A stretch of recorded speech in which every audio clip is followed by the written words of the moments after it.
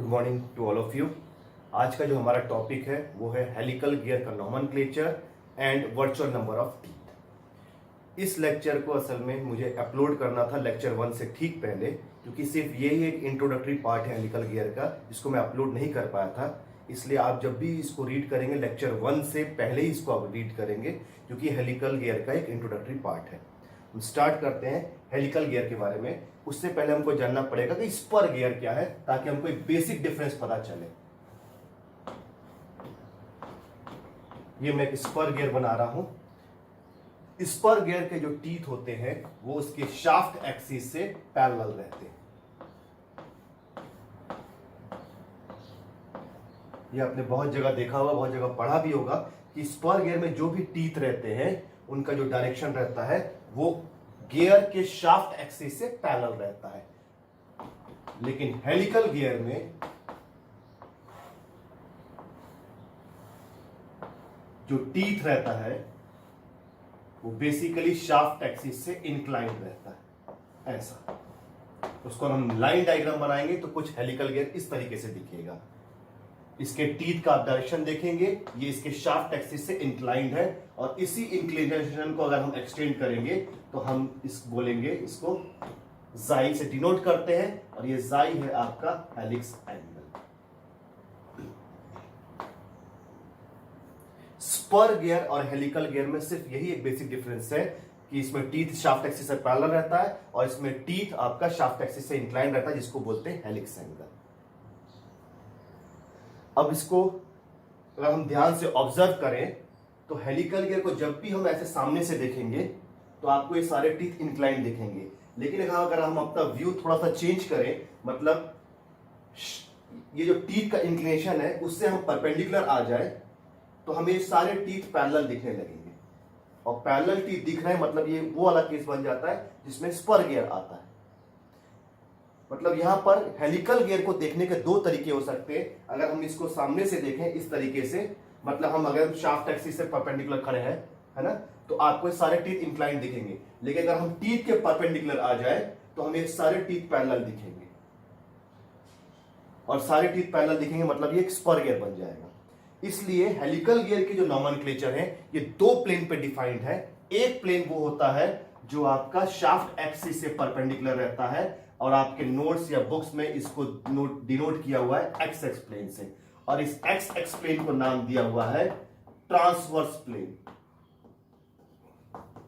ध्यान रखिएगा, ये वो प्लेन है जो किसी भी गियर के शाफ्ट एक्सिस से परपेंडिकुलर रहेगा। वैसे एक दूसरा प्लेन डिफाइंड है जो आपका जो टीथ है इससे परपेंडिकुलर रहेगा। ये मैंने अगर एक टीथ बनाया है इस डायरेक्शन में, इससे परपेंडिकुलर एक लाइन बनाऊंगा जो गियर को क्रॉस करते हुए जाएगा, तो ये मुझे मिलेगा वाई वाई प्लेन, और इस वाई वाई प्लेन को बोला गया है नॉर्मल प्लेन। इन दो प्लेन्स को लेने का मकसद सिर्फ यही है कि एक्चुअल जो गियर हेलिकल गियर के नोटेशंस है वो ट्रांसवर्स प्लेन पे ही आते हैं, that is X X plane पे। हम जब भी यहां पर एक्स एक्स प्लेन मतलब शाफ्ट एक्सिस से परपेंडिकुलर खड़े रहेंगे तो हम सारे नोटेशंस हेलिकल गियर के यहां से देख सकते हैं। लेकिन जैसे ही हम वाई वाई प्लेन पे आएंगे तो सारे टीथ पैरेलल हो जाएंगे, मतलब स्पर गियर वो एक टाइप का दिखेगा जिसमें टीथ पैरेलल रहते हैं, तो इसमें भी एक नोटेशन मिलता है। ये सिर्फ ये दो प्लेन को इसलिए कंसीडर किया जा रहा है क्योंकि हमारे पास स्पर गियर के बहुत सारे नोटेशंस पहले से ही हमें डिफाइंड रहते हैं। उनको अगर हम यूज करके हेलिकल गियर के नोटेशंस बनाना चाहें तो उसमें सिर्फ हमको एक ही टर्म यूज करना पड़ेगा extra, that is helix angle जाई। क्योंकि ये दोनों गियर में सिर्फ एक हेलिक्स एंगल का ही अंतर आता है, इसलिए इनके जो नोटेशंस है स्पर गियर के नोटेशंस और हेलिकल गियर के नोटेशंस में भी एक ही टर्म हमेशा इंट्रोड्यूस होगा, दैट इज हेलिक्स एंगल जाई। ठीक है, जैसे आपको यहां पर दिख भी रहा होगा कि ये दोनों प्लेन के बीच में भी अगर मैं एक एंगल बनाऊं तो ये एक एंगल आएगा जाई। तो ध्यान रखिएगा, यहां पर दो प्लेन कंसीडर करेंगे। एक प्लेन है एक्स एक्स जो शाफ्ट एक्सिस से परपेंडिकुलर है, इसको हम बोलेंगे ट्रांसवर्स प्लेन, और एक और प्लेन है जो टीथ से परपेंडिकुलर रहेगा, इसको बोलेंगे normal plane, that is denoted by Y Y. अब हम आएंगे पेज नंबर 213 पे, है ना। ये डिस्क्रिप्शन आपके नोट्स में लिखा हुआ है कि हम ऐसा क्यों करते हैं, ताकि स्पर गियर के सारे नोटेशंस हम हेलिकल गियर में यूज कर सके, इसलिए इन दोनों प्लेन्स को कंसीडर किया जाता है। अब हम देखते हैं कि दोनों के नॉमेनक्लेचर के बीच में क्या रिलेशन आता है। नॉर्मल प्लेन पे जो नोमेनक्लेचर लेंगे उसको हम हमेशा स्मॉल n ऐड करके उसके नोटेशंस को डिफाइन करेंगे नॉर्मल प्लेन के। लेकिन ट्रांसवर्स प्लेन में रहेगा तो उसमें सिंपल नोटेशन रहेगा, उसमें कोई भी प्रीफिक्स हम नहीं लगाएंगे। ठीक है, अब यहां पर देखेंगे तो पेज 213 में एक हेलिकल गियर बना हुआ है। अब इसमें देखेंगे तो आपको टीथ दिखेगा, कैसे टीथ है।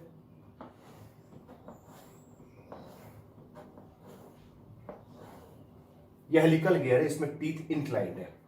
ये एक टीथ है, ये दूसरा टीथ है, ये इसका ग्रूव है, ये दूसरा टीथ है। ठीक है ना, क्योंकि आप देखेंगे जब भी कोई टीथ होता है तो ये ऐसा रहता है टीथ, फिर ग्रूव आता है, फिर टीथ रहता है ऐसा, है ना। इसका अगर आप व्यू को एलोबरेट करेंगे, टॉप व्यू को, तो आपको कुछ ऐसी लाइंस दिखेंगी, है ना।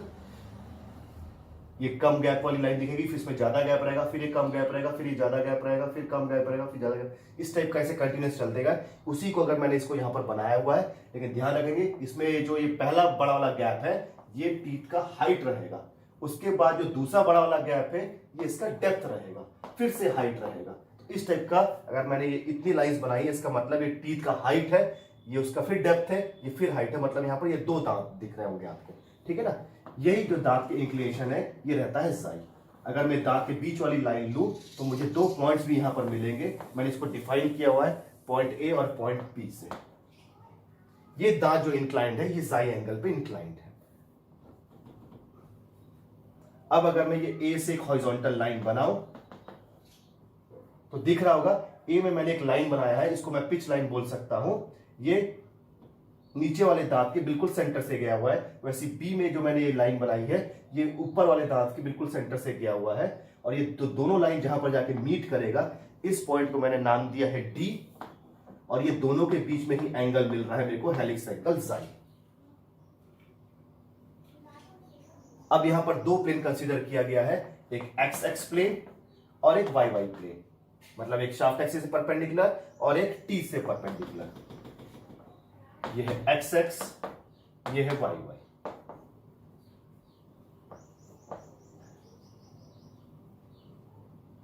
ठीक, अब आपको एक छोटा सा कंस्ट्रक्शन करना है।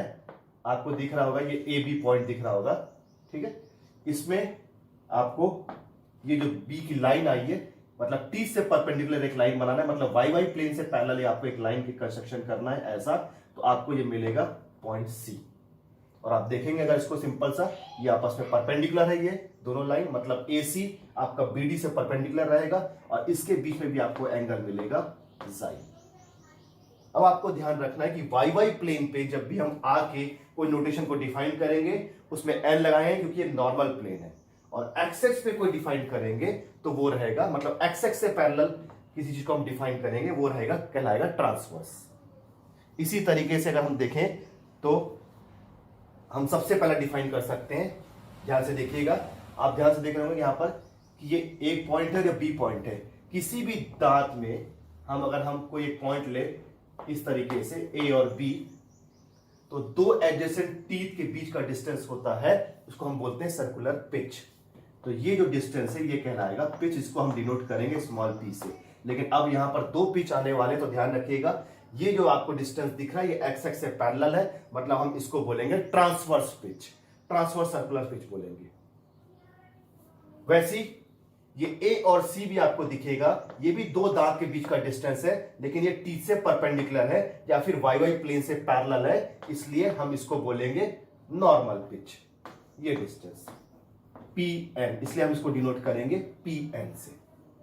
अब इनके बीच में अगर हम रिलेशन निकालना स्टार्ट करेंगे तो आपको दिखेगा कि अगर हम कंसीडर करें ट्राइंगल ए बी सी, तो इसमें हम ये कॉस अगर जाई लें तो कॉस जाई इक्वल्स टू मिलेगा आपको AC अपॉन AB।